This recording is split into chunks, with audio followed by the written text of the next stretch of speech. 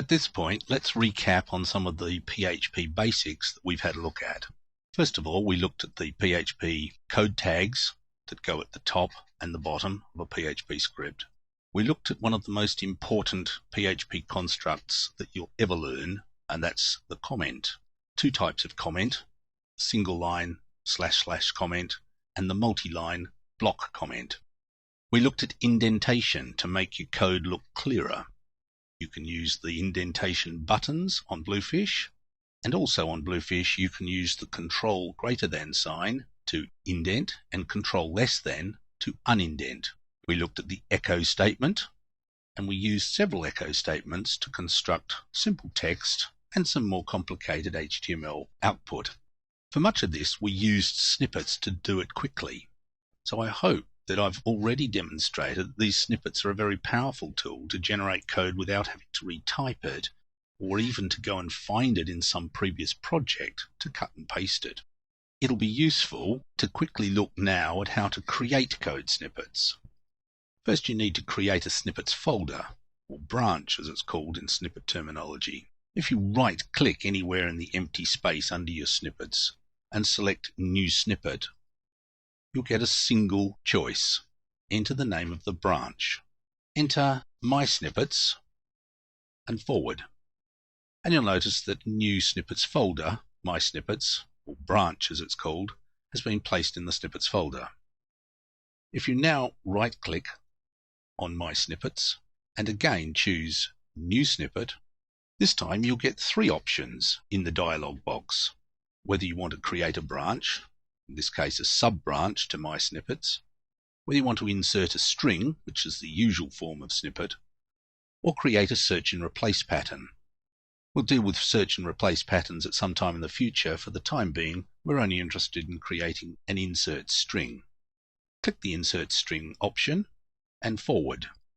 We need to give the snippet a name. Let's call it test. Don't worry about the description and click forward. The before box is what gets rendered to the code pane before the cursor is left waiting for new entry. The after text box is what gets rendered to the code pane after the cursor's position. So if we put in here echo, this is before the cursor, and simply leave it at that, and after the text, space, this is after the cursor, end it with a quote, and don't forget the semicolon, and click forward. Let's create a new PHP file by putting in some simple tags, and from our My Snippets folder we'll put in our test snippet. Notice that the cursor is sitting between the word cursor and this, just as we'd planned. I can type something in there, and then I will save this file, click Save, as test1.php. Click Save. I go back to my files and folders. I'll see that the file test1 is in the htdocs directory. I now go to the browser and choose my localhost homepage. Remember, that's the homepage we created in a previous lesson, and it automatically defaults to index.php. I type in after localhost /test1.php and press return. I'll get exactly the echo code that I typed in to my PHP code file. This is before the cursor. Remember, I typed in cursor at the cursor. This is after the cursor. A couple of things remain. Going back to our code snippets, we did originally import an XML file to create our PHP training snippets. You can also export your snippets file. Let's assume that you create lots of your own snippets in the My Snippets folder branch. If you right-click on that and click Export, type in test.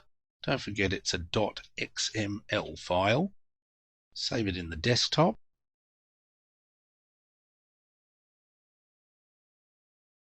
There it is. If I open that, it automatically opens in Bluefish as an XML file. If you're familiar with XML, you'll recognize that format. but it doesn't matter. So, we've learned a bit about snippets, we've learned how to create and structure them, and we've also learned how to import and export snippets as XML files.